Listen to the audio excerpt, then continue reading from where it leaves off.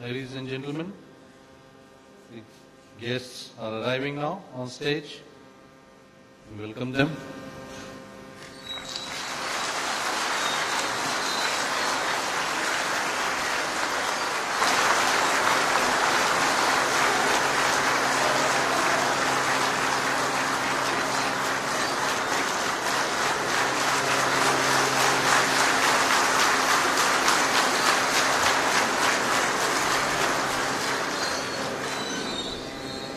भारतीय कृषि अनुसंधान परिषद के 87वें में स्थापना दिवस और पुरस्कार समारोह में मैं संजीव सक्सेना आप सबका हार्दिक स्वागत करता हूं।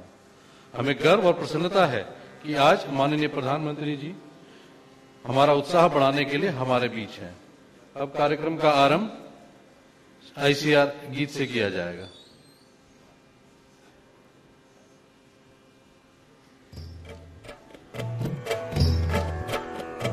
जय जय कृषि परिषद भारत की, सुखद प्रतीक हरित भारत की। कृषि धन पशुधन मानव जीवन, दुग्ध मत्स्य फल यंत्र सुवर्धन। वैज्ञानिक विधि नव तकनीकी, पारिस्थितिकी का संरक्षण। शस्य श्यामला छवि भारत की, जय जय कृषि परिषद भारत की। हिम प्रदेश से सागर तट तक, मरुधरती से पूर्वोत्तर तक। हर पथ पर है मित्र कृषक की, शिक्षा शोध प्रसार सकल तक। आशा स्वावलंबित भारत की, जय जय कृषि परिषद भारत की। जय जय कृषि परिषद भारत की। अब मैं केंद्रीय कृषि मंत्री श्री राधा मोहन सिंह जी से अनुरोध करता हूं कि कृपया माननीय मुख्य अतिथि का स्वागत करें तथा स्मृति चिन्ह भेंट कर हमारे आदर और आभार को प्रकट करें।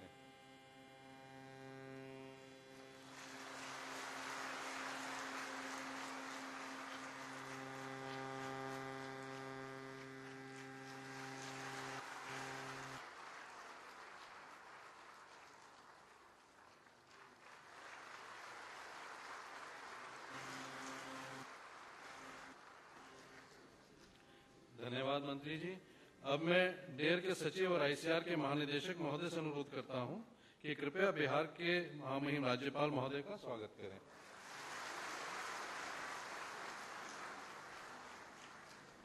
अब मैं अपर सचिव डेयर और आईसीआर के सचिव महोदय से अनुरोध करता हूं कि कृपया बिहार के माननीय मुख्यमंत्री महोदय जी का स्वागत करें।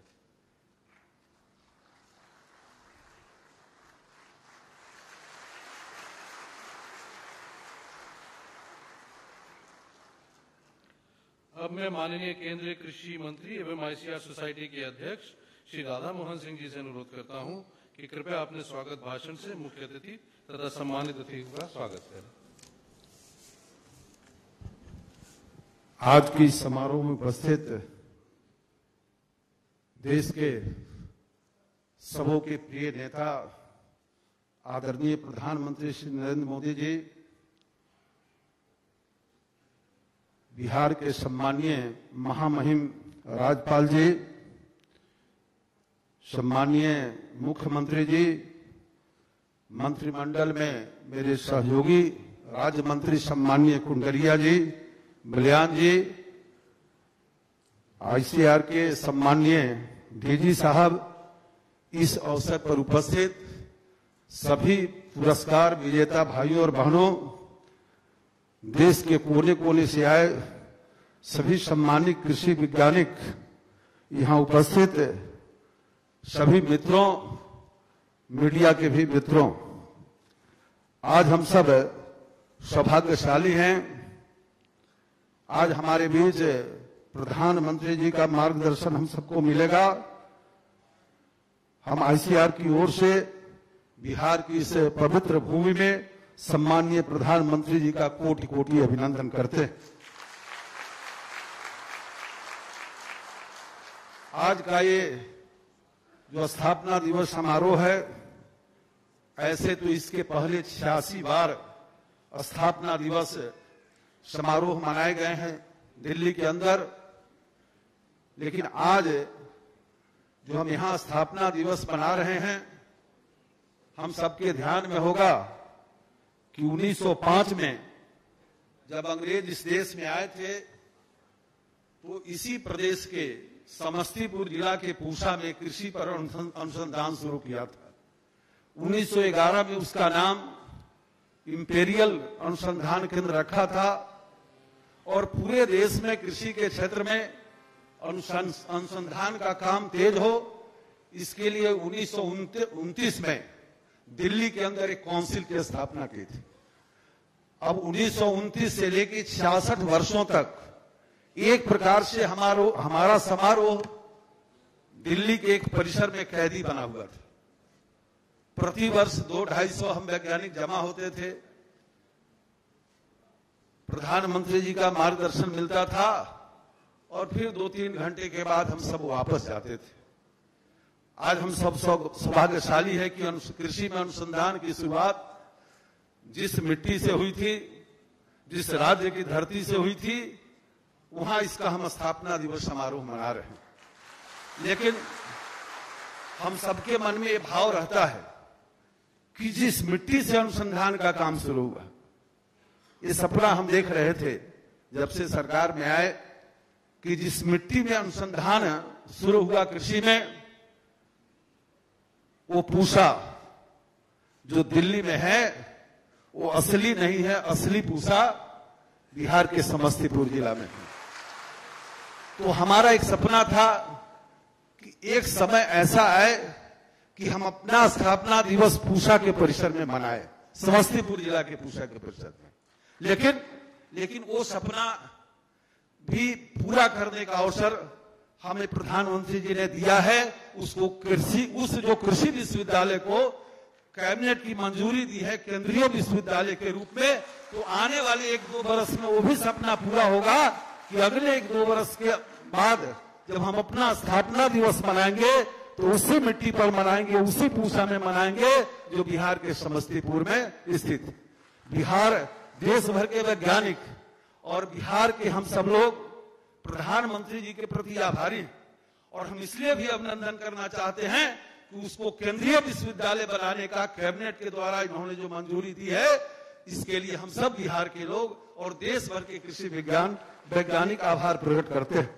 मित्रों, हम सबको स्मरण होगा माननीय प्रधानमंत्री जी ने पिछले बार जब हम स्थापना दिवस मना रहे थे तो उनका प्रेरणादायी उद्बोधन हम सबको प्राप्त हुआ था और उसके बाद उनके मार्गदर्शन के बाद हमने कई पहले किए, कई कार्यक्रम प्रारंभ किए हैं और कई खोज भी हम लोगों ने किए। उसके विस्तार में हम नहीं जाना चाहते, लेकिन कुछ नई पहले हैं जिसका शुभारंभ आज आदरणीय प्रधानमंत्री जी करेंगे। और उसी में प्रधानमंत्री जी ने कहा था जो इनका सपना है कि हिंदुस्तान का किसान दुनिया का पेट भरे और हिंदुस्तान की कृषि हिंदुस्तान के किसान का जेब भरे। मैं प्रधानमंत्री जी को विश्वास दिलाता चाहता हूं कि देश के जो 2700 कृषि वैज्ञानिक आपके मार्गदर्शन में, आपके निर्देशन में, आपका जो सपना है कि हिंदुस्तान का किसान दुनिया का पेट भरे और हिंदुस्तान की कृषि किसान का जेब भरे, इस सपना को हम निश्चित रूप से पूरा करेंगे। बिहार की मिट्टी उपजाऊ है, यहाँ 76% लोग कृषि पर निर्भर है और आपने एक और सपना देखा है दूसरी हरित क्रांति का केंद्र पूर्वी राज्यों को बनाने का। और मुझे प्रसन्नता है कि आजादी के बाद जो 67 वर्ष तक सिर्फ एक और एक कृषि अनुसंधान संस्थान था, आपने न सिर्फ घोषणा की कि इसी प्रकार से 2 बनेंगे, बल्कि उसके लिए पर्याप्त धनराशि का भी आवंटन किया और बरही के अंदर जो बिहार के सीमा पर आता है उसका शिलान्यास भी किया। ये निश्चित रूप से पूर्वी क्षेत्र में हरित क्रांति का जो आपका सपना है उसको पूरा करने में बड़ी भूमिका निभाएगा। और जिस प्रकार से आपके निर्देशन में बिहार के अंदर और सारी योजनाएं कृषि के क्षेत्र में चल रही, ये कृषि विज्ञान केंद्र देश के 642 जिलों में, जिसके माध्यम से राज्य सरकारों के सहयोग से हम फील्ड एक्सटेंशन करते हैं। आज हम आभार व्यक्त करना चाहेंगे कि इसका जो इसका एक केंद्र था कलकत्ता में, और उसी के माध्यम से बिहार के कृषि विज्ञान केंद्रों का भी देखरेख होता था। आपने स्वीकृति दी है और एक उसका केंद्र बिहार में बनाने का, जहां 38 कृषि विज्ञान केंद्र है और 6 नए जो बड़े जिले हैं उनमें भी स्थापना का निर्णय हो चुका है। तो एक उसका अलग से पटना में उसका निर्देशालय बनाया जाएगा, जिसका शुभारंभ मैं समझता हूं कि अगस्त महीने के अंदर होगा। इसी प्रकार से जो बंबई के अंदर मत्स्यिकी का सिर्फ एक डीम्ड यूनिवर्सिटी है, उसके भी शोध और प्रशिक्षण के दृष्टि से बिहार के मुजफ्फरपुर में खोलने का निर्णय हुआ है, और जिसके लिए हम बिहार सरकार के संपर्क में हैं, और मुझे उम्मीद है कि शीघ्र हमें जमीन मिलेगा और उसको भी हम प्रारंभ करेंगे। तो पूर्वी राज्यों में जो हरित क्रांति का सपना है और पटना को, बिहार को केंद्र बनाने का आपका सपना है, तो जिस प्रकार से आपका मार्गदर्शन हो रहा है, निश्चित रूप से उस सपना को हम पूरा करेंगे और बिहार के किसान, देश के किसान का जेब भरे, उत्पादकता बढ़े, अच्छा मार्केटिंग हो। इस तमाम मुद्दों पर जो आपका मार्गदर्शन मिल रहा है, उसके लिए हम आईसीआर के लोग, कृषि मंत्रालय के लोग आपके प्रति आभार प्रकट करते हुए और बिहार की कोशिश जनता की ओर से, देश के समस्त कृषि वैज्ञानिकों की ओर से आपका अभिनंदन करते हुए, वंदन करते हुए अपनी बात समाप्त करता हूं। धन्यवाद मंत्री महोदय जी। आपके शब्दों और विचारों से हमें आगे बढ़ने की प्रेरणा मिलती है। अब मैं डॉक्टर एस अय्यप्पन, सचिव डेयर, महानिदेशक आईसीआर से अनुरोध करता हूं कि भारतीय कृषि अनुसंधान परिषद की उपलब्धियों पर एक प्रेजेंटेशन प्रस्तुत करें। आज के मुख्य अतिथि परम आदरणीय प्रधानमंत्री जी, आज के बिहार के सम्मानीय राज्यपाल श्री के एन त्रिपाठी जी, बिहार के सम्मानीय मुख्यमंत्री श्री नीतीश कुमार जी, सम्मानीय केंद्रीय कृषि मंत्री और अध्यक्ष भारतीय कृषि अनुसंधान परिषद श्री राधा मोहन सिंह जी, माननीय केंद्रीय कृषि राज्य मंत्री डॉक्टर संजीव कुमार बालियान जी, माननीय केंद्रीय कृषि राज्य मंत्री श्री मोहन भाई कुंडरिया जी, भारतीय कृषि अनुसंधान परिषद के परिवार, कुलपति और निदेशक गण, पुरस्कार विजेता, वैज्ञानिक गण, मीडिया मित्रों, देवियों सज्जनों, नमस्कार और सादर स्वागत। Honorable Prime Minister Sir, we were fortunate to have your gracious presence last year at the 86th Foundation Day of ICR, where you had kindly guided us on certain specific points. We have acted upon these and also proposed plans for future that I would like to present at this august occasion, where the entire Indian National Agriculture Research Education System, comprising the agricultural universities, ICR institutes, and the Krishi Vigyan Kendras, as also our colleagues from the FAO and the CG institutes are present at this occasion. These were a few points that you told us, sir. Now, this year, 2015, is the golden jubilee year of the Indian Green Revolution, also the International Year of Soils. Sir, we have moved from shortage to surplus, but the challenge today is to achieve resilience in agriculture, how to make agriculture knowledge-based, and how to make it remunerative. That's why we are talking about the second Green Revolution and the Green Revolution in the Eastern India. Sir, taking the space technology into small farm holdings, while we are doing many other things, I would like to mention this specifically, two major inputs, land and water. The land resource inventory, for the first time, we are trying to work it on a 1:10,000 scale in collaboration with the ISRO in different agroecological zones. Soil health has been your prime concern, and we are contributing to it in different ways, soil testing kits, soil testing laboratories, and as you had mentioned, sir, the students and also the KVKs to get into soil testing programs. First time, again, GIS-based soil fertility maps. We have covered already 173 districts. Next concern is the climate change. The ICR, pioneering organization for having a national initiative on climate resilient agriculture, whether it's rainwater harvesting, groundwater management, short duration crops, community nurseries, and so on, including feed blocks and animal vaccines. Or, for example, this product called hydrogel that can hold water up to 1,000 times to be used in small farms.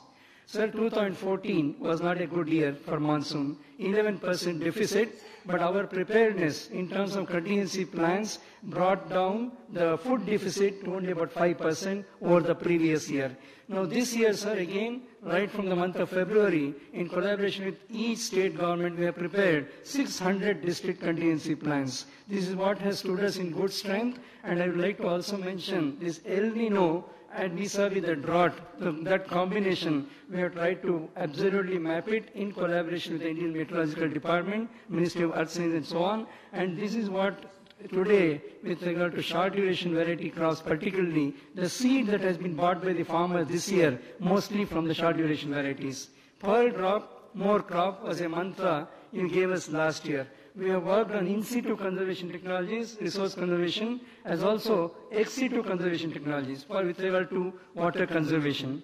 As we move forward, the basic research, which will be a long-term investment, I would like to mention some of these points, like looking into, we have about 93,000 varieties of rice, paddy in this country. To have a good tagging, we have worked on these SNP chips, as also the genomics. That's what we hear wherever we travel, whether it's in China or Brazil. Now this is what we have completed. Rice, wheat, tomato, brinjal, pulses, some of the pulses, fish and buffalo. Now, further, the National Agricultural Science Fund is patterned on the US model. So this year, since the last 14 months, I'd like to mention here specifically 82 new varieties of cereals, pulses, oilseeds, as also 11 varieties of vegetables and fruits. Seed for need is what we are now addressing for the smallholder farmers. Varieties again for resilience and profit, the wheat variety we have for the northwestern zone. Also the Pusa Basmati, which we earn about 25,000 crore rupees in export earnings. This variety has been improved over the previous one, 1121. Also serve one high protein rice, 11.5% protein in the eastern India that we have been able to identify. Sorghum, pearl millet, the coarse millets as nutri-cereals. Pulses has been another passion of yours. Pulses for nutrition security, a clear roadmap, sir, that we have developed. 27 million hectares, 1 ton per hectare, that's enough. So we would easily reach what we require, about 25 million tons. Today, we are importing something like 6 million tons that got reduced to 3 million tons. Now further going to the new biology of pulses. Again here, genome sequencing, Arharho, Channa. We have been able to have the particularly transgenic portion I'd like to bring to your kind notice, sir. The part borer is a major issue. And we are working on this, and we would have this material ready. Rice fallows in eastern India would be ideal for pulse cultivation. Groundnut, again a concern with regard to oil seeds. The short duration ones, 95 to 105 days, or the mustard, rapeseed mustard, sarso ka jo hai, it's about 2.3 tons. That's the level we have reached in improved Indian mustard. Horticulture, the plantation crops, the diseases has been a problem. Now we are able to have these varieties of superior tender coconut. Isabgol, for the first time, the hybrid, cashew hybrid, 11 to 12 grams each cashew nut. Date palm in the western India, particularly Gujarat, Rajasthan, we have the tissue culture protocol absolutely standardized.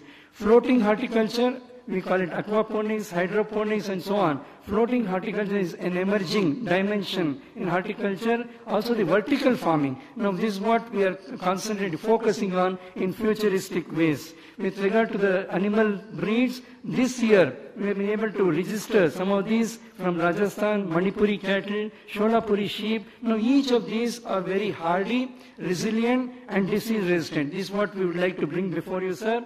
Animal cloning, I'd like to submit and assure we are at the global level. Whether it's US or Australia, with regard to cloning from different sources, these are buffalo cloning, or for the first time, joint platform with the Indian Council of Medical Research with regard to zoonosis center that's been contemplated at Kanpur. These are something that are coming up.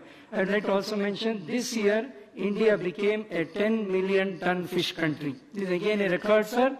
And with regard to Hilsa, which is a major issue, importing Hilsa from Bangladesh, during this year, we have been able to standardize the breeding and the seed production is already there.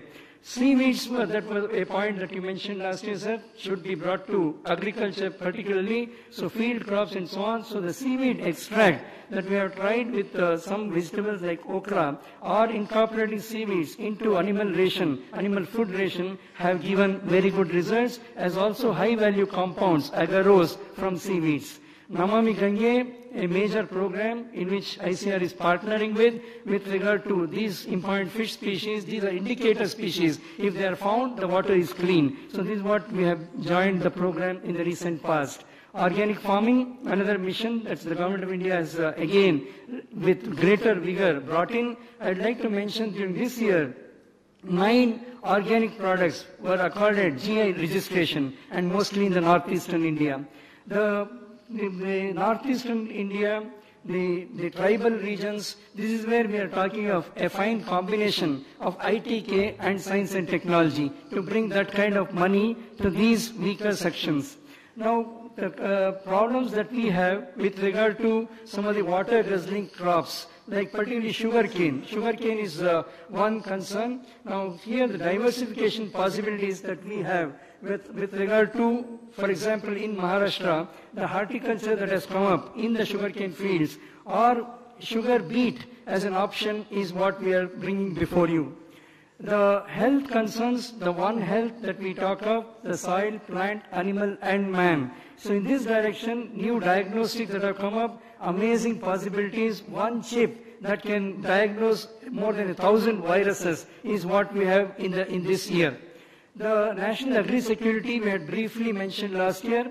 Now with regard to new diagnostics, as also the vertebrate pest management, a new network that we have launched during the year. Now the Make in India program that we have joined from the Indian Council of Agricultural Research, whether it's the nanocellulose products or the thermostable vaccine or the rubber dams, these are all a part of the Make in India program that the ICR has joined. I'd like to mention here, these are fine compounds, nanocellulose, for example, scaled up as an industry. Small, smart machines for agriculture, sensor-based agriculture, whether it's for water levels or the food storage or tagging livestock, or for example, just to have the maturity stage of mango, non-destructive materials, sensors, or new things that are happening. So secondary agriculture is our focus. We have revalidated the post-harvest losses. Now this comes to about 92,000 crore rupees of post-harvest losses in agriculture every year. Now this is what we are trying to address in terms of processing, value addition, as also intelligent packing, along with food quality, safety, assurance. Now coming to some of the IT applications in agriculture, a number of apps that we have been able to develop, as also ICR as a knowledge partner in the new initiative DD Kisan. ICR with Digital India, a lot of the databases that we have developed, also the e-governance, and a first time a national agricultural, the bioinformatics grid that we have in the country.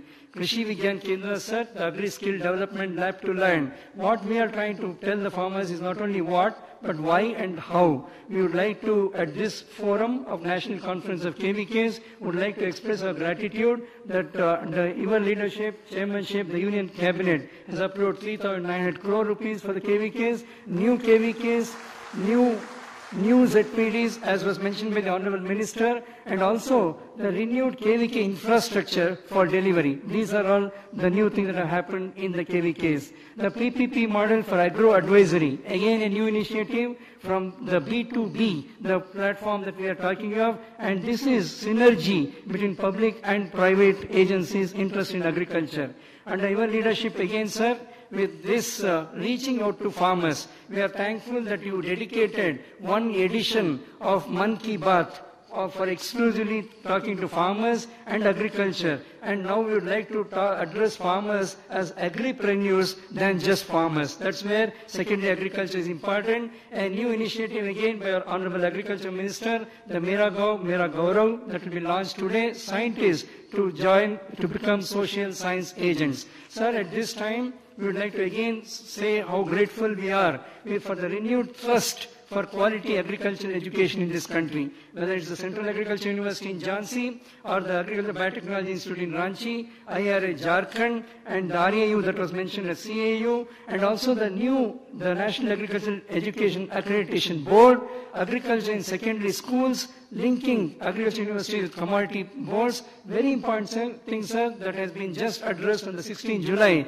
by the Union Cabinet for about 2,900 crores, enhanced scholarship for students. Also IRA Jharkhand, a first in the century. Sir, we are proposing the National Agricultural Higher Education Project as a reform process in the universities. The overseas reach, the ICR country focus but global reach. In this month only, you are at UFA, sir, and we are grateful to you that you envisioned this Agriculture Research Center of the BRICS, and also the Netaji Subhash International Fellowships, and further the overseas efforts that we are making from ICR, whether it's in Nepal or Myanmar or Afghanistan and Africa in particular.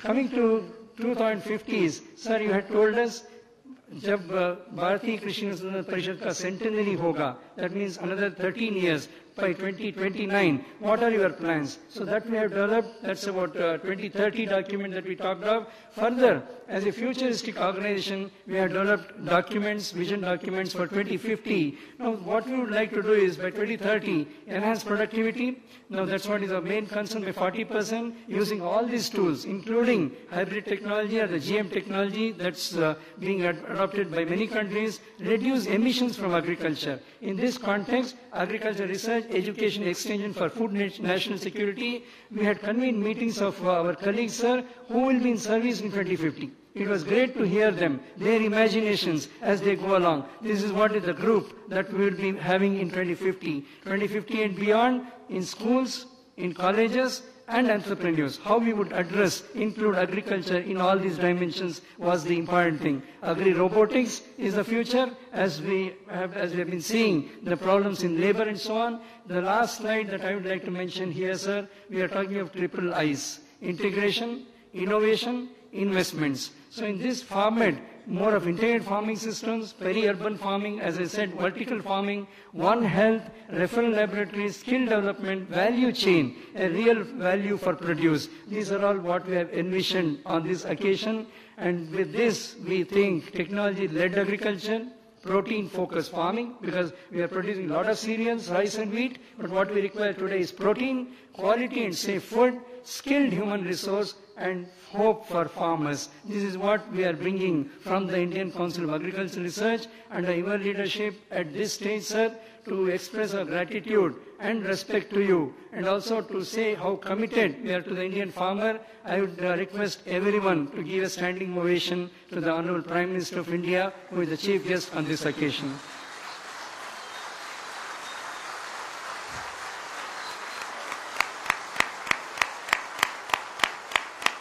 Thank you very much.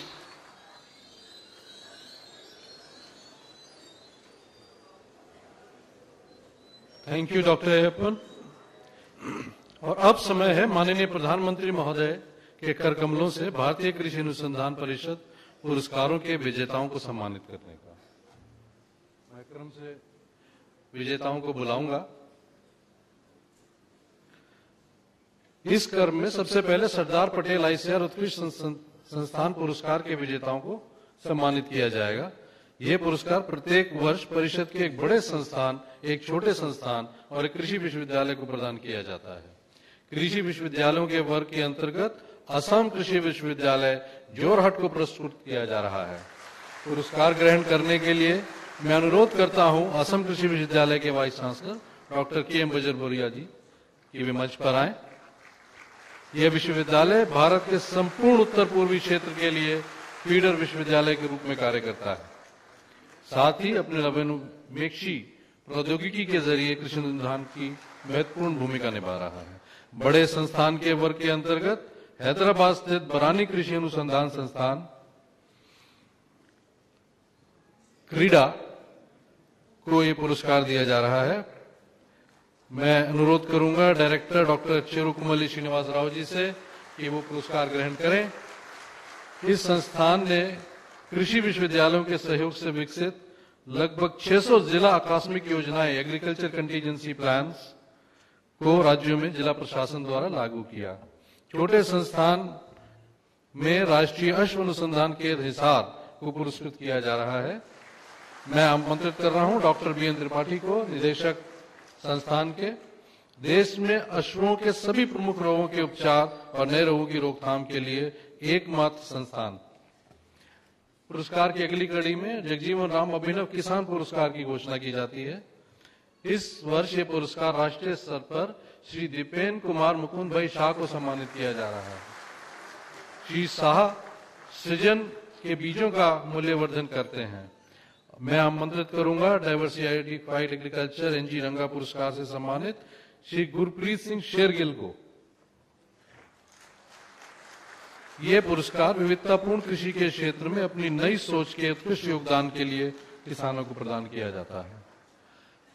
अब समय है कृषि अनुसंधान एवं विकास के क्षेत्र में उत्कृष्ट पत्रकारिता के लिए चौधरी चरण सिंह पुरस्कार की घोषणा का। इस वर्ष इलेक्ट्रॉनिक मीडिया के लिए पुरस्कार श्री अरविंद कुमार सिंह को दिया जा रहा है।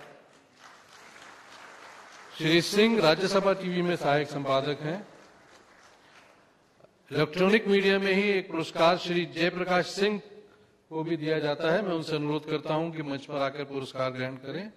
श्री सिंह ईटीवी नेटवर्क के सीनियर प्रोड्यूसर हैं।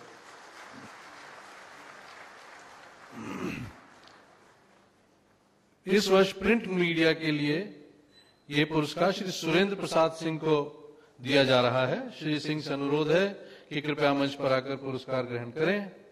श्री सिंह दैनिक जागरण समाचार पत्र के डिप्टी ब्यूरो चीफ हैं। प्रिंट मीडिया में ही पुरस्कार श्री अरविंद कुमार सिंह जी को भी दिया जाता है। श्री अरविंद कुमार हिंदुस्तान समाचार पत्र के प्रमुख संवाददाता हैं।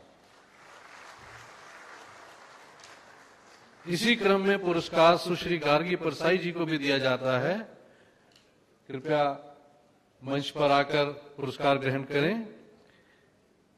श्रीमती परसाई द हिंदू समाचार पत्र की एसोसिएट एडिटर हैं।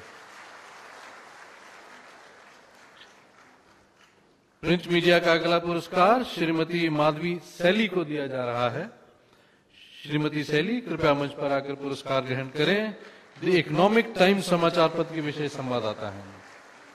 तालियों का क्रम टूटना नहीं चाहिए। आप सभी से अनुरोध है कि एक बार जोरदार तालियों से पुरस्कार विजेताओं का हौसला बढ़ाएं।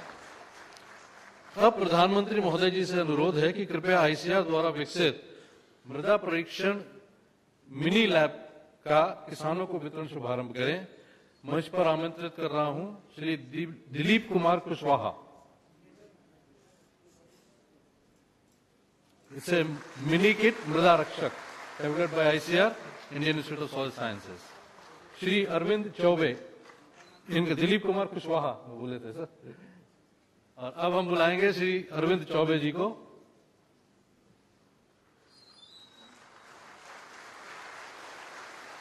श्री विमल ठाकुर,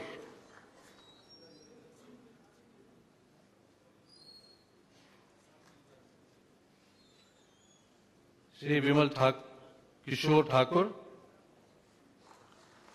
हमें उम्मीद है कि ये छोटी लैब इनके लिए बहुत काम आएगी। धन्यवाद माननीय प्रधानमंत्री महोदय जी, आपने अपने कार्यक्रमों द्वारा पुरस्कार प्रदान करके सबका हौसला बढ़ाया और प्रोत्साहित किया। अब मैं माननीय प्रधानमंत्री महोदय जी से अनुरोध करूंगा कि कृपया भारतीय कृषि अनुसंधान परिषद की नई योजनाओं का रिमोट द्वारा शुभारंभ करें।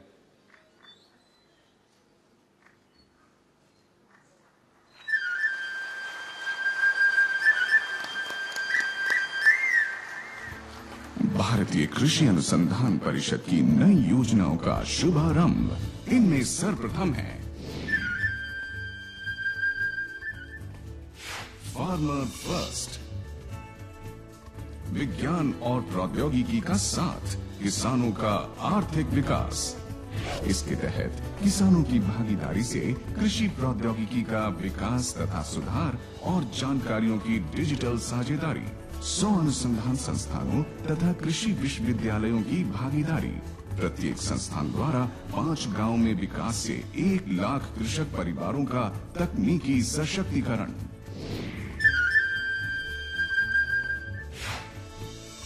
आर्या। युवाओं की नई राह, चलें खेती की ओर।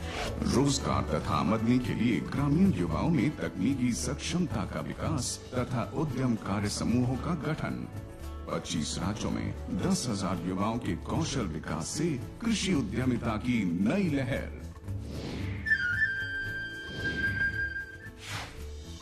Students ready. कृषि छात्रों की पढ़ाई भी कमाई भी। स्नातक स्तर के छात्रों को कृषि परिवेश का ज्ञान, प्रशिक्षण व अनुभव के साथ शिक्षा के दौरान आमदनी। सार्वजनिक तथा निजी क्षेत्र के कृषि उद्यमों में रोजगार। कृषि उद्यम शुरू करने के लिए तकनीकी सलाह और जानकारी। 25,000 स्नातक छात्रों को 10 मुख्य कृषि व्यवसायों में व्यावसायिक प्रशिक्षण।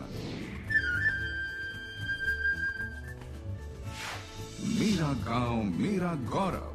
वैज्ञानिकों और किसानों की एक टगर, विकास के हमसफर। वैज्ञानिकों की टीम द्वारा गांव को अपनाकर विज्ञान व प्रौद्योगिकी का प्रसार। बाजार की जानकारी और रुझान के साथ किसानों को कृषि विकास की योजनाओं का लाभ। 20,000 कृषि वैज्ञानिकों की भागीदारी से 25,000 गाँव से सीधा संपर्क। विजन 2050। नई चुनौतियां, नए आयाम, नई रणनीति। वर्ष 2050 में खाद्य, पोषण तथा आजीविका सुरक्षा सुनिश्चित करने के लिए विज्ञान और प्रौद्योगिकी आधारित नई रणनीति। 100 अनुसंधान संस्थानों के विजन डॉक्यूमेंट्स विकसित। तकनीकी एवं वैज्ञानिक, सामाजिक तथा आर्थिक परिवेश के अनुरूप रणनीति का विकास।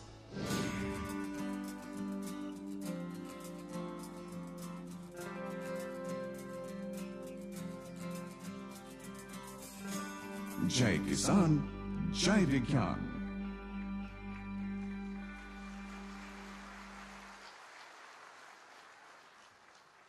अब मैं माननीय प्रधानमंत्री जी को अत्यंत आदर व सम्मान के साथ स्थापना दिवस अभिभाषण के लिए आमंत्रित करता हूं।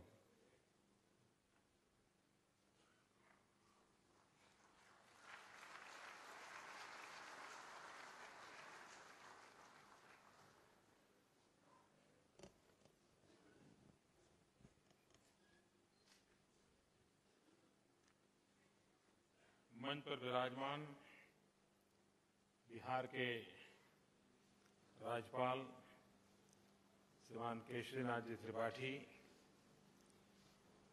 बिहार राज्य के मुख्यमंत्री श्रीमान नीतीश कुमार जी, केंद्र में मंत्रिपरिषद के मेरे साथी श्रीमान राधा मोहन सिंह जी, डॉक्टर संजीव कुमार बालियान,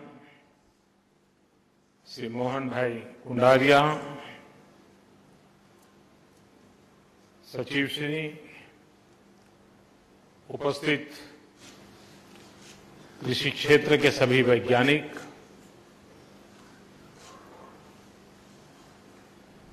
किसान और कृषि क्षेत्र से जुड़े हुए सभी महानुभाव, आज जिनका मुझे सम्मान करने का अवसर मिला है, जिन्होंने अपने अपने क्षेत्र के द्वारा देश के कृषि जगत को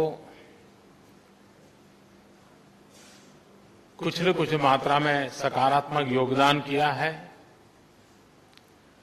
ऐसे पुरस्कार प्राप्त करने वाले सभी महानुभावों को हृदय से बहुत बहुत अभिनंदन करता हूं, बहुत बहुत बधाई देता हूं।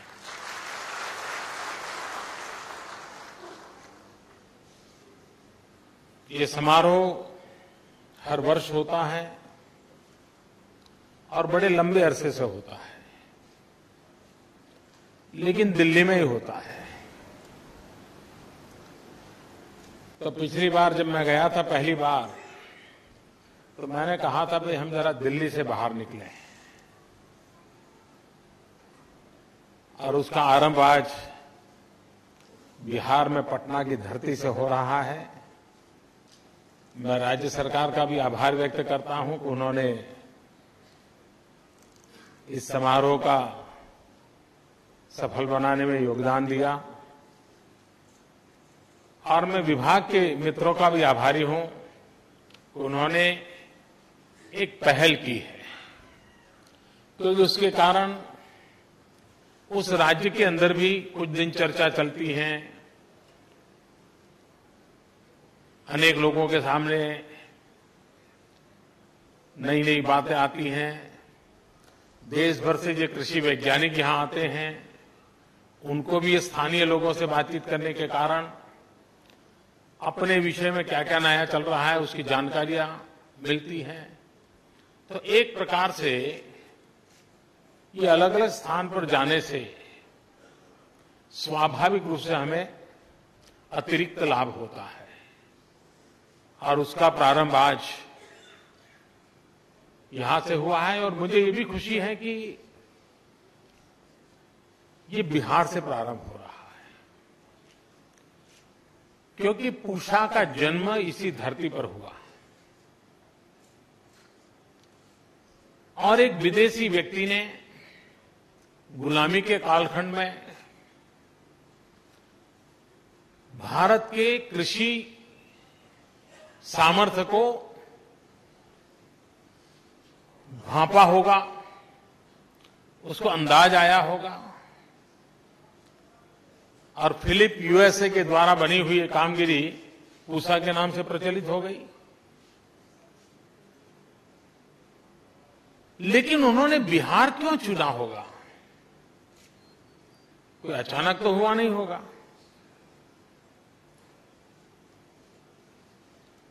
जब वो सोचा गया होगा तब उनको ध्यान आया होगा ये सबसे उर्वरा जगह होगी, यहां के लोग प्रयोगशील होंगे, प्रगतिशील होंगे, कृषि क्षेत्र में नया करने की सोच रखते होंगे।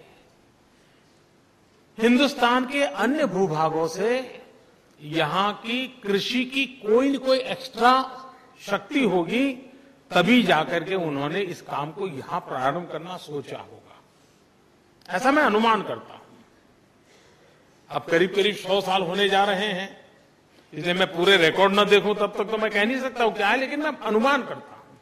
इसका मतलब ये हुआ कि ये भूभाग और यहां के नागरिक दोनों में कृषि क्षेत्र में नई सिद्धियां प्राप्त कराने का सामर्थ्य पड़ा हुआ है।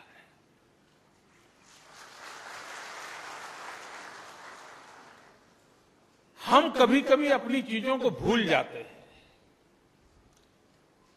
चीजें कोई अचानक शुरू नहीं होती हो, किसी न किसी विशेष कारण से शुरू हुई थी। उसके मूल में अगर जाते हैं तो ध्यान आता है। और मैं राधा मोहन सिंह जी को इस बात के लिए बधाई देता हूं कि आपदाग्रस्त कारणों के साथ कारण पूछा यहां से दिल्ली चला गया। अब दिल्ली में तो खेती होती नहीं है, लेकिन पूछा वहां है, और जहां खेती होती थी, जो देश का पेट भरता था, वहां से पूछा चला गया। तो हमने वापस लाने की कोशिश की है।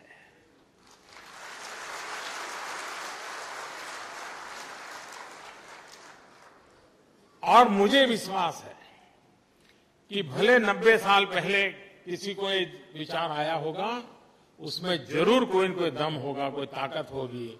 मुझे फिर से एक बार उसको तराशना है, देखना।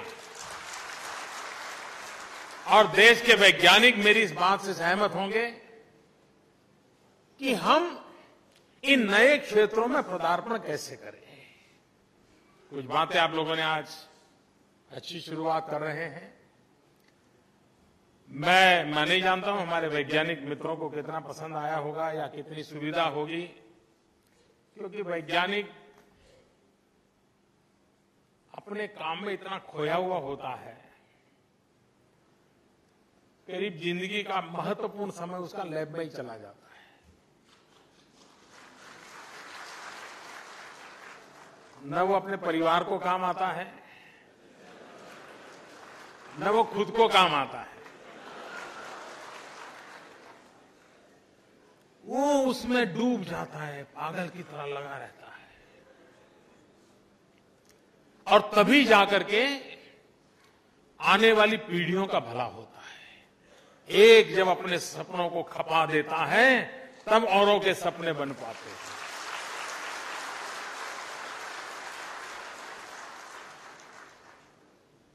और इसलिए वैज्ञानिकों का जितना मान सम्मान होना चाहिए, वैज्ञानिकों की योगदान की जितनी सराहना होनी चाहिए,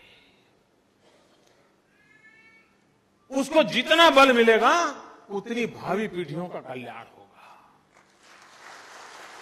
दुर्भाग्य से हमारे देश में हमारी अपनी कठिनाइयां हैं, देश की गरीबी के खिलाफ लड़ाई लड़ना है, और इसलिए इन क्षेत्रों में जितना बजट देना चाहिए उतना दे नहीं पाते हैं। उसके बावजूद भी छोटी छोटी लैब में बैठ करके भी हमारे साइंटिस्ट लगातार काम करते रहते हैं और कोई न कोई नई चीजें देते रहते हैं।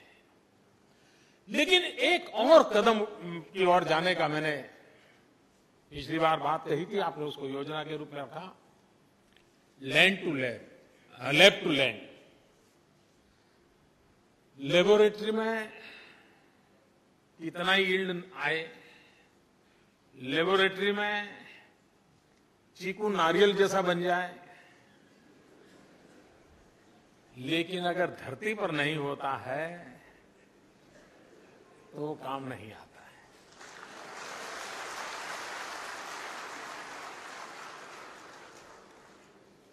इसलिए हमारी सच्ची कसौटी ये है कि ये जो हम सफलता पाई है लैब में, उसको हमें धरती पर भी कसना चाहिए और किसानों के द्वारा कसना चाहिए।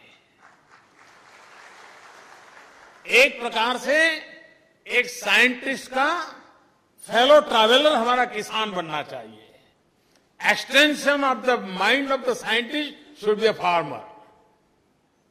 ये हमें व्यवस्था खड़ी करनी चाहिए, और इसलिए इस योजना के तहत देश के जितने एग्रीकल्चर साइंटिस्ट हैं उनकी टोली बना करके उनको एक एक ब्लॉक गोद लेने की योजना है। उसकी लैब कहीं पर भी होगी, लेकिन उसको लगेगा भाई मैं जो रिसर्च कर रहा हूं उस इलाके के किसानों में उस प्रकार की रुचि है, तो वो वहां उनके साथ जुड़ेगा, प्रोग्रेसिव फार्मर के साथ जुड़ेगा, किसानों के साथ जुड़ेगा, और उसने जो ज्ञान की संपदा है वो जमीन पर किसानों के माध्यम से, क्योंकि जब तक, और किसान का एक स्वभाव है उसको भाषण काम नहीं आते, वो तो जब तक अपनी आंख से देखता नहीं है तो किसी चीज को मानता नहीं है। और एक बार उसने अपनी आंख से देखा तो वो फिर अपना रिस्क लेने के लिए तैयार हो जाता है, वो संकट उठाने के लिए तैयार हो जाता है। और इसलिए आवश्यकता होती है कि हमने हमारी हर लैब को, हर फार्म को लैब में कैसे कन्वर्ट करना, हर किसान को साइंटिस्ट के रूप में कैसे कन्वर्ट करना, और उस यात्रा को मैं जानता हूं आप जिस साधना को कर रहे हैं, जिस तपस्या को कर रहे हैं, वहां से बाहर जाना थोड़ा कठिन है, लेकिन जिस दिन आप जाओगे, कोई साइंटिस्ट अच्छे से अच्छी दवाई की खोज करे और परिवार को भी पता नहीं होता है कि इसने क्या काम किया है, उनको लगता है यार रात देर से आते हैं, अब खाना खाएंगे सो जाएंगे। लेकिन जब पता चलता है कि फलाने व्यक्ति जिंदगी से जूझ रहा था और उसकी दवाई काम आ गई, उसकी जिंदगी बच गई, और जब पता चलता है कि इस दवाई से आने वाले दिनों में ऐसे लाखों लोगों की जिंदगी बचने वाली है, तो वो परिवार भी सीना तान करके नहीं आया, हमारे लोगों ने किया है, मेरे पति ने किया है, मेरे भाई ने किया है। कब होता है? जब बाहर कुछ उसका अचीवमेंट दिखता है। आपको भी अपने लैब में किया हुआ संतोष जब तक खेत में नहीं दिखता और किसान के हाथ में नहीं दिखता है, आपको संतोष नहीं हो सकता है, और वो व्यवस्था करने की दिशा में हम काम कर रहे हैं। भारत ने फर्स्ट ग्रीन रिवॉल्यूशन किया, उसका फायदा हमें मिला है, लेकिन अब देश सेकंड ग्रीन रिवॉल्यूशन के लिए ज्यादा इंतजार नहीं कर सकता। हम वैसे भी लेट हो चुके हैं। सेकंड ग्रीन रिवॉल्यूशन के लिए हमें अपने आप को सज्ज करना होगा। किस क्षेत्र में जाना है, कैसे जाना है। फर्स्ट ग्रीन रिवॉल्यूशन की पहली आवश्यकता थी कि देश को अन्न बाहर से लाना न पड़े, देश का पेट भरे। सेकंड ग्रीन रिवॉल्यूशन का इतना मकसद नहीं हो सकता, उसका मकसद कुछ और भी हो सकता है। क्यों न हमारे देश के एग्रो इकोनॉमिस्ट, हमारे देश के एग्रो टेक्नीशियन, हमारे देश के एग्रो साइंटिस्ट, फूड सिक्योरिटी से जुड़े हुए साइंटिस्ट, ये सब मिलकर के वर्कशॉप करें, हर लेवल पे वर्कशॉप करें और डिजाइन वर्कआउट करें कि हाँ, सेकंड ग्रीन रिवॉल्यूशन का मॉडल क्या हो, प्रायोरिटीज क्या हो, हमने किन चीजों के उत्पादन पर जाना चाहिए, उत्पादकता बढ़ानी है तो किस चीजों की बढ़नी चाहिए। सारे ग्लोबल परिवेश में आज विश्व में क्या क्या चीजों की आवश्यकता है, और दुनिया के बहुत देश हैं जिनको आर्थिक रूप से वो कुछ चीजें करना मुश्किल है तो वो कहते हैं बाहर से ले आओ भाई, यहां नहीं करो। तो ऐसे कितने देश हैं जिनको ढूंढे और हम बाहर से भेजेंगे। हमें एक विस्तृत सोच के साथ हमारे सेकंड ग्रीन रिवॉल्यूशन को इस रूप में तैयार करना चाहिए। हमारी आर्किटेक्चर कॉलेज बहुत कुछ पढ़ाती है।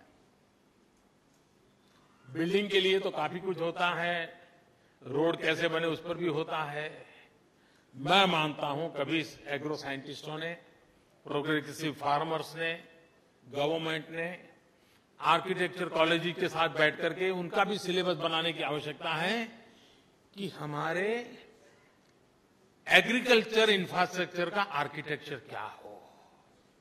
हमारी कैनाल बनती हो तो कैसी आधुनिक कैनाल बने, किस मटेरियल से बने। रोड बनाने के लिए तो काफी रिसर्च होते हैं, लेकिन कैनाल बनाने के लिए रिसर्च बहुत कम होते हैं। ये मुझे पूरा पैराडाइम शिफ्ट कर रहा है, एक मूलभूत चीजों में बदलाव लाना है। और इसलिए हमारे जो आर्किटेक्चर कॉलेजेस हैं उनका भी जिम्मा बनता है कि एग्रो रिलेटेड हमारे इंफ्रास्ट्रक्चर कैसे हो। पुराने जमाने में घर में, हमारे गांव के अंदर किसान परिवारों में मिट्टी की बड़ी बड़ी कोठियां तैयार होती थी और उसमें क्या मटेरियल डालना उसकी बड़ी विशेषता रहती थी। स्पेसिफिक प्रकार का मटेरियल डाल करके वो कोठी बनाई जाती थी और उस कोठी में अन्न भरा जाता था। वो सालों तक खराब नहीं होता था और निकालने की टेक्निक भी ऐसी होती थी, ऊपर से नहीं निकालते थे, नीचे से निकालते थे ताकि पुराना माल पहले निकलता था, नया माल ऊपर आता जाता था। देखिए सामान्य लोगों की बुद्धि कितनी कमाल की रहती थी। ये जो कोठार बनते थे, कोठी बनती थी जिसमें सामान भरा जाता, वो कौन से चीजें का उनको ज्ञान था कि जिसके कारण हमारे एग्रो प्रोडक्ट को इतने लंबे समय तक संभाल पाते थे। प्रिजर्वेशन के संबंध में हमारे यहाँ टेक्निकली कितना काम हुआ है। हमारे यहाँ आचार की जो परंपरा है, उस समय ये टेक्नोलॉजी कहां थी जी। गांव की गरीब महिला भी आचार इस प्रकार से प्रिजर्व करती थी कि साल भर आचार खराब नहीं होता था। मतलब कि विज्ञान उस घर की गली तक पहुंचा हुआ था। हम बदले हुए युग में इन चीजों को और अधिक अच्छे तरीके से कैसे करें ताकि हमारे एग्रीकल्चर सेक्टर में, क्योंकि आज वेस्टेज ये बहुत बड़ी चिंता का विषय है। वैल्यू एडिशन पर हमें जाना पड़ेगा। किसान इतनी मेहनत करें और उसकी पकाई हुई चीजें अगर बर्बाद होती हैं तो कितना बड़ा नुकसान होता है। मैं एग्री साइंटिस्टों से आग्रह करता हूं कि आप एक काम करके रिसर्च कीजिए और मुझे 6 महीने में एक रिपोर्ट दे सकते हैं क्या। मैं एक दिशा में आगे बढ़ना चाहता हूं। हमारे किसान फल पैदा करते हैं, लेकिन फल की उम्र बहुत कम होती है, बहुत ही कम समय में खराब हो जाते हैं। उसका पैकेजिंग भी बड़ा महंगा होता है क्योंकि एक एक चीज को संभालना पड़ता है, अगर दब गए तो और खराब हो जाते हैं। वो फल जिसमें से जूस निकलता है, ये जितने एरेटेड वाटर बाजार में बिकते हैं, भांति भांति का टेस्ट होता है। मुझे तो नाम भी पूरे याद नहीं है, लेकिन कई प्रकार की बोतलों में लोग पीते रहते हैं, कोका कोला और फैंटा और क्या क्या नहीं, थम्स अप। और क्या हम नेचुरल फ्रूट उसका 1%, 2%, 5% नेचुरल जूस उसमें मिक्स कर सकते हैं क्या? अगर नेचुरल फ्रूट का जूस उसमें मिक्स होता है इस एरेटेड वाटर में, उसका मार्केट बहुत बड़ा है। मैं विश्वास से कहता हूं, हिंदुस्तान में जो किसान फल पैदा करता है उसको कभी वेस्टेज की नौबत नहीं आएगी, उसका माल खेत से ही बिक जाएगा। और 5% अगर उसमें मिक्स हो गया, मेरे फल पैदा करने वाला किसान कभी दुखी नहीं होगा। लेकिन ये साइंटिस्ट जब तक खोज करके नहीं बताएंगे, वो कंपनियों को मनवाना जरा कठिन हो जाता है। क्या हम इस प्रकार की रिसर्च कर सकते हैं? हम समझा सकते हैं उनको, देखिए भाई, दीज आर द रिजल्ट्स। आप अगर 5% उसके अंदर नेचुरल फ्रूट जूस डालते हैं तो आपके मार्केट को कोई तकलीफ नहीं होगी, आपकी चीज के टेस्ट में कोई तकलीफ नहीं होगी, आपकी प्रोडक्ट और अच्छी बनेगी और उसमें आपका न्यूट्रिशन वैल्यू भी जाएगा, जो अल्टीमेटली आपके बिजनेस को बेनिफिट करेगा। हम किस प्रकार से नई चीजों को करें, उस पर हमें सोचने की आवश्यकता है। हमने जो इनिशिएटिव लिए हैं, कुछ चीजों पर हमें मान के चले कि दुनिया में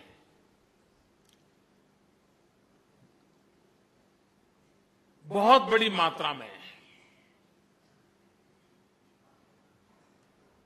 उत्पादकता पर बल दिया जाता है। हमें भी जमीन कम होती जा रही है, परिवार विस्तृत होते जा रहे हैं, एक एक परिवार में जमीन के टुकड़े बढ़ते चले जा रहे हैं। हमें पर एकड़ उत्पादकता कैसे बढ़े, उस पर बल दिए बिना हमारा किसान सुखी नहीं हो सकता है, हमने वो देना पड़ेगा। पिछली बार मैंने मेरी एक मन की बात में कहा था किसानों से कि देश को पल्सेस और ऑयल सीड्स की बड़ी आवश्यकता है, तिलहन और दलहन। देखिए, मैं इस देश के किसानों को जितना नमन करूं उतना कम है। उस बात को उन्होंने माना और इस बार अभी तक जो खबर आई है कि रिकॉर्ड ब्रेक शोइंग दलहन और तिलहन का हमारे किसानों ने किया है। वरना वो क्रॉप चेंज करने को तैयार नहीं था, लेकिन उसने माना कि भाई देश को जरूरत है, चलिए हम बाकी छोड़ देते हैं, इस बार दलहन और तिलहन में चले जाते हैं। और बहुत बड़ी मात्रा में, शायद मुझे लगता है 1.5 गुना हो जाएगा, 2 गुना। अब ये मैं समझता हूं कि अपने आप में, और भारत को इंपोर्ट करना पड़ता है। हमारे एग्रीकल्चर साइंटिस्टों ने और प्रोग्रेसिव फार्मर्स ने और गवर्नमेंट एक बैठ करके तय करना चाहिए। भारत जगह कृषि प्रधान देश है, हम तय करें कि एग्रीकल्चर सेक्टर की कितनी चीजें अभी भी हम इंपोर्ट करते हैं, और हम तय करें कि फलाने वर्ष के बाद हमें एग्रीकल्चर सेक्टर में कम से कम कुछ भी इंपोर्ट नहीं करना पड़ेगा, हम स्वयं आत्मनिर्भर बनेंगे। हमारे किसान को एक काम के लिए हम टारगेटेड काम करना पड़ेगा जी, तब जाकर के हमारे किसान को आर्थिक रूप से लाभ होगा। अगर वो नहीं करेंगे तो लाभ नहीं होगा। आज भी अगर कृषि प्रधान देश को 5 स्टार होटलों में कुछ सब्जियां विदेश से मंगवानी पड़ती है, हमारा किसान भी तो तैयार कर सकता है, उसको जरा ज्ञान मिल जाए, पद्धति मिल जाए, वो कर सकता है। देश की आवश्यकताओं की पूर्ति करने की क्षमता किसान में है। आवश्यकता है कि ज्ञान का भंडार और किसान का सामर्थ्य, इसको जोड़ना, और उसको जोड़ने की दिशा में हमने प्रयास करना है। कुछ चीजें बड़ी सरल हैं जिसको हम कर सकते हैं और करना चाहिए। कभी कभार हमारे किसान को जीवन में, ज्यादातर हमारे यहाँ कोई उतना इरिगेशन नेटवर्क तो है नहीं, ज्यादातर हमारा किसान परमात्मा पर की कृपा पर निर्भर है। बारिश हुई तो अच्छी बात है, नहीं हुई तो मुसीबत है। उसकी एक्स्ट्रा इनकम के जो रास्ते हैं, उसमें पशुपालन हो, पोल्ट्री फार्म हो, मत्स्य उद्योग हो, ये थोड़ा बहुत प्रचलित है। लेकिन हमारा एक बात पर ध्यान नहीं गया है, और वो है शहद पर, हनी बी। ग्लोबली बहुत बड़ा मार्केट है और कम से कम मेहनत वाला काम है, और उसमें बिगड़ने का कोई चांस कम है, और उत्पादन भी बिगड़ने का। अगर एक बार शहद बोतल में भर दिया तो 2, 5, 10 साल तक उसको कुछ नहीं होता है। आज देश में मुझे बताया गया शायद 5 लाख किसान शहद की एक्टिविटी से जुड़े हैं। ये हम टारगेट करके 5 करोड़ पर पहुंचा सकते हैं 1 साल, 2 साल, 3 साल में। उसकी इनकम कितनी बढ़ेगी आप कल्पना। और दुनिया में मार्केट है, ऐसा नहीं कि मार्केट नहीं है। हमारे किसान को हम इस प्रकार से नई नई चीजों के साथ कैसे, और उसके खेत में वैसे ही होने वाला है। और कभी कभार, मैं नहीं जानता हूं हमारे साइंटिस्ट मित्र मेरी इन बातों को स्वीकार करेंगे कि नहीं करेंगे, क्योंकि मेरा तो ऐसे ही किसानों के साथ बैठते उठते सुनी हुई बातें, मैं जो भी ज्ञान अर्जित किया है उसी की बात कर रहा हूं। हमारे जिस इलाके में एलिफेंट्स, हाथियों के कारण खेती को बड़ा नुकसान होता है, जिन जिन इलाकों में हाथी है,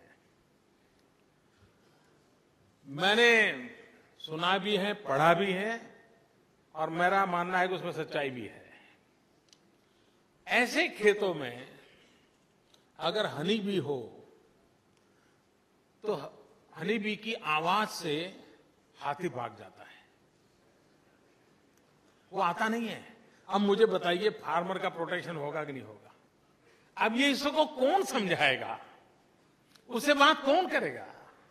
और कम से कम इन्वेस्टमेंट से इतनी बड़ी चीज को बचाता। और इंटरनेशनल साइंस मैगजीन इस बात को स्वीकार कर चुके हैं, हाथी उस आवाज को सहन नहीं कर सकता है, तो वहीं से आते ही चला जाता है पीछे। हमारे कई इलाके ऐसे हैं जहां हाथियों के कारण किसानों को परेशानी हो रही है। हम ऐसे व्यवहारू चीजें, और उसके बाद साथ उसको शहद का व्यापार भी मिल जाएगा, उसकी आर्थिक संपदा को भी फायदा होगा। दूसरा काम है जो मेरे स्वच्छ भारत मिशन से भी जुड़ा हुआ है और ऑर्गेनिक फार्मिंग से भी जुड़ा हुआ है। हमें मान के चलिए कि दुनिया में ऑर्गेनिक चीजों का एक बहुत बड़ा बाजार खुल गया है। होलिस्टिक हेल्थ केयर ये बाय एंड लार्ज समाज का स्वभाव बना है। अभी हमने देखा योगा दिवस पर दुनिया ने क्या इसको महत्व दिया है। उसी बात का परिचय है कि होलिस्टिक हेल्थ केयर की तरफ पूरी दुनिया जागरूक हुई, सो युवा पीढ़ी ज्यादा जागरूक है। कुछ लोग तो यहां तक एक्सट्रीम जा रहे हैं कि वो केमिकल से कलर किए हुए कपड़े पहनने के बजाय कलर्ड कॉटन से बना हुआ ही कपड़ा पसंद करते हैं। और अब तो कॉटन भी कई कलरों में आना शुरू हुआ है, नेचुरल ग्रो हो रहा है जेनेटिक इंजीनियरिंग के कारण। लेकिन ऑर्गेनिक रिक्वायरमेंट दुनिया में बहुत बढ़ रही है। हमारा किसान जिस पैदावार से 1 रुपया कमाता है, अगर वो ऑर्गेनिक है तो उसका $1 मिल जाता है उसको। इकोनॉमिकली बहुत वायबल हो रहा है। लेकिन उसके कुछ नियम है, कुछ आवश्यकताएं हैं। लेकिन एक काम हम कर सकते हैं क्या? आज मान लीजिए देश में वर्मी कंपोज, मान लीजिए आज 50 मिलियन टन होता है, मैं अनुमान कहता हूं। क्या वर्मी कंपोज हम 500 मिलियन टन कर सकते हैं क्या? अगर केचुए, अर्थवर्म्स, ये मान लीजिए देश में 10 मिलियन टन है, ये 100 मिलियन टन हो सकते हैं क्या?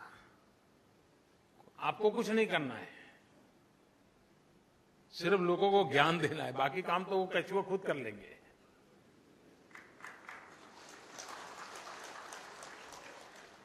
और कोई भी छोटे नगर के बगल में ये काम चलता है, उस शहर का आधा कूड़ा कचरा वही साफ कर देंगे।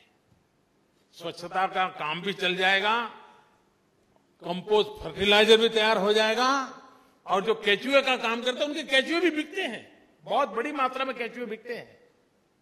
एक ऐसा क्षेत्र है कि जो ऑर्गेनिक फार्मिंग को बढ़ावा दे सकता है, हमारा कूड़ा कचरा साफ हो सकता है, हमारा केमिकल फर्टिलाइजर की वपराश रिक्वायरमेंट कम होती है, किसान की खेती सस्ती हो सकती है। इन चीजों को साथ लेकर के हम सब वैज्ञानिक जगत के लोग, क्योंकि ये बात आपके लेवल पे आएगी तो गले उतरेगी और उसको स्वीकार करेगा। आप प्रयोग करके कहीं लगाओगे, वो करे। कुछ लोग कर रहे हैं। स्वच्छता अभियान का सबसे बड़ा दूत केचुआ बन सकता है और हमारा बहुत बड़ा काम वो कर सकता है, और उससे ऑर्गेनिक फार्मिंग को एक बहुत बड़ा बढ़ावा मिल सकता है। हमारी जमीन बर्बाद हो रही है, केमिकल के कारण हमारी जमीन पर उसकी उर्वरा ताकत कम होती रही है, उसकी हमने चिंता करने की आवश्यकता है। ये काम हो सकता है सहज रूप से। ये चीजें प्राकृतिक व्यवस्थाओं का उपयोग करते हुए की जा सकती हैं। मैं आग्रह करता हूं कि हम हमारे कृषि जीवन में जो सेकंड ग्रीन रिवॉल्यूशन की ओर जा रहे हैं, उसको एक नए दायरे पर ले जा सकते हैं। कई वर्षों से पल्सिस में यील्ड में भी बढ़ावा नहीं हो पा रहा है, और पल्सिस में सबसे बड़ी चैलेंज है उसके प्रोटीन कंटेंट कैसे बढ़े, क्योंकि भारत जैसा देश जहां दलहन से ही प्रोटीन प्राप्त होता है गरीब को, प्रोटीन कंटेंट ज्यादा हो इस प्रकार का दलहन की निर्माण कैसे हो, ये हमारे साइंटिस्ट लैब के अंदर मिशन के रूप में काम करें, हम उसमें अचीव कर सकते हैं, परिणाम मिल सकता है। हमारे देश का तिरंगा झंडा और उसमें ब्लू कलर का चक्र, मैं मानता हूं देश में चतुर क्रांति की आवश्यकता है। तिरंगे झंडे के 3 रंग जो हैं और ब्लू कलर का चक्र है, उन 4 रंगों की चतुर क्रांति की आवश्यकता है। एक तो सैफ्रॉन रिवॉल्यूशन। अब सैफ्रॉन रिवॉल्यूशन का अर्थ पता भांति भांति के लोग अलग अलग करेंगे।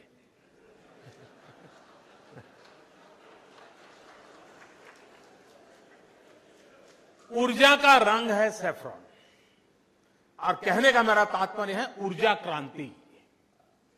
ऊर्जा क्रांति बहुत आवश्यक है। अब आप देखिए, बिहार इतना बड़ा प्रदेश, सिर्फ 250-300 मेगावाट बिजली का उत्पादन का होता है।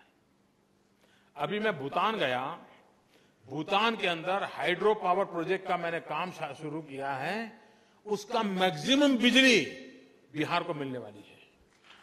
मैक्सिमम बिजली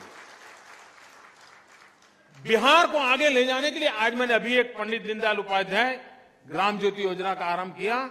गांव में 24 घंटे बिजली। हमारे किसानों को भी अगर वैल्यू एडिशन के लिए जाना है तो उसको इस प्रकार की बिजली की सुविधा सबसे पहले चाहिए, तब जाकर के वो टेक्नोलॉजी इंट्रोड्यूस करेगा। और इसलिए हम भूटान से, नेपाल से ऊर्जा के द्वारा कैसे बिजली बिहार को पहुंचे, बहुत बड़ी मात्रा में बिजली कैसे मिले, उस दिशा में काम में लगे हैं।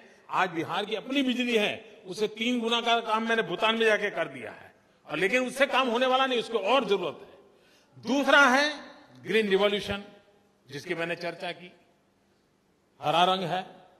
तीसरा है व्हाइट कलर, व्हाइट रिवॉल्यूशन। और व्हाइट रिवॉल्यूशन में हम जानते हैं हमारा दूध उत्पादन हमारे पशुओं की तुलना में दूध की क्वांटिटी बहुत कम है। ये हमारी क्वांटिटी कैसे बढ़े? पशु की संख्या बढ़ने से काम होना नहीं है, पशु के द्वारा ज्यादा दूध उत्पादन, और हमारे पशुपालन को भी आधुनिक बनाना पड़ेगा। हमारे यहाँ जो शीप्स है, भेड़िए, मैंने एक छोटा प्रयोग किया था जब गुजरात में था। हमारा जो भेड़िए पालक वाला होता है, वो जब उसका ऊन निकालता है, उसके बाल निकालता है, तो उसके बाद कैंची होती है, ऐसे ऐसे ऐसे करके निकालता है। उसके कारण टुकड़े हो जाते हैं। टुकड़े होने के कारण उसको जो इनकम होती है उनकी उतनी इनकम होती नहीं है, दाम कम हो जाता है। मैंने क्या किया, ऐसे जितने भेड़िए वाले थे उनको जो 5 स्टार होटल में मैं और नीतीश कुमार जिस मशीन का उपयोग करते हैं ट्रिमिंग का,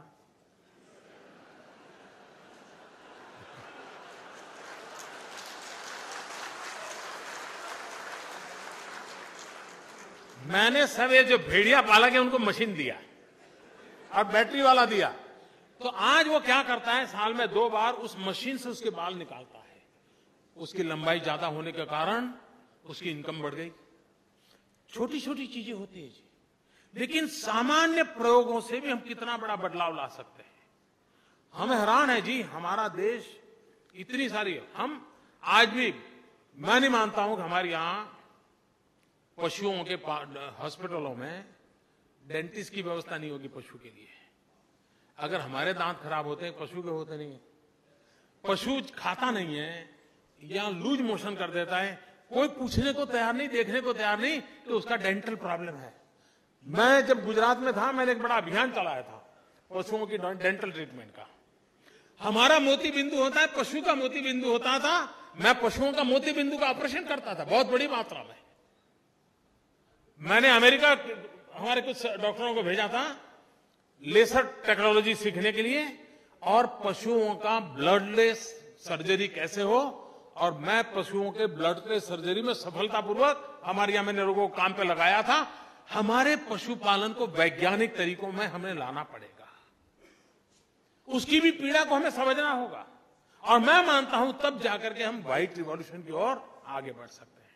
और मैंने चौथा कहा वो ब्लू रिवॉल्यूशन। आज भी बिहार में इतना पानी है, लेकिन बिहार आंध्र से 400 करोड़ रुपए की मछली लाकर के खाता है।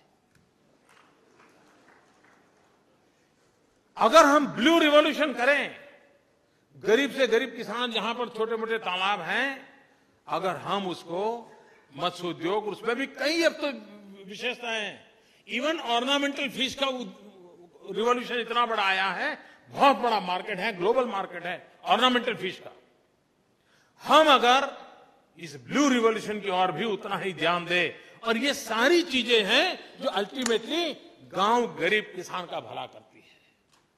और इसलिए हम इन बातों को लेकर के हमारे वैज्ञानिक तौर तरीकों के साथ, ये जो हमारा तिरंगे झंडे का तीनों रंग है और चौथा हमारा ब्लू अशोक चक्र है, उन चतुर क्रांति की दिशा में कैसे आगे बढ़े और हमारे किसान भाइयों के भलाई के लिए और एक सुरक्षित आर्थिक व्यवस्था किसानों को मिले, उस दिशा में कैसे काम करें। मैं फिर एक बार राधा मोहन सिंह जी का अभिनंदन करता हूं कि आज पटना में, क्योंकि मुझे लगता है जी हिंदुस्तान का green revolution, second green revolution, वो पूर्वी उत्तर प्रदेश, बिहार, पश्चिम बंगाल, आसाम से ही आने वाला है, ये मैं साफ देख पा रहा हूं। और यही बिहार की धरती हिंदुस्तान में कृषि क्रांति लाके रहेगी, और जिसका प्रारंभ आज इस कार्यक्रम से हो रहा है। मेरी बहुत बहुत शुभकामनाएं, बहुत बहुत धन्यवाद।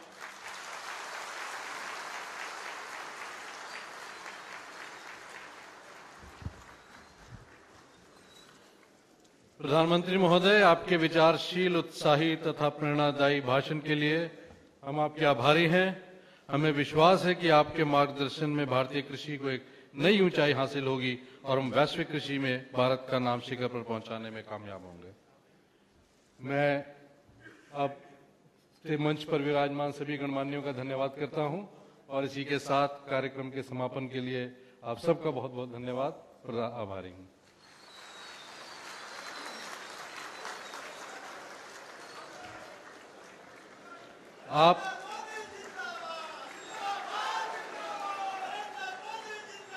आप सभी से विनम्र निवेदन है कि मुख्य अतिथि के प्रस्थान तक कृपया अपने स्थान पर बने रहें।